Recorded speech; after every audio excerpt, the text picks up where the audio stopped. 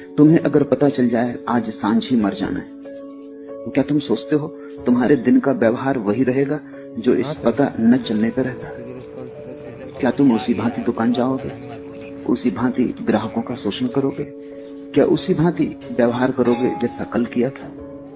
क्या पैसे पर तुम्हारी पकड़ वैसी ही होगी जैसे एक क्षण पहले तक थी? क्या मन में वासना उठेगी, काम जगेगा, सुंदर स्त्रियां आकर्षित करेंगी, राह से गुजरती कार मोहित करेगी, किसी का भवन देखकर ईर्ष्या होगी? नहीं, सब बदल जाएगा।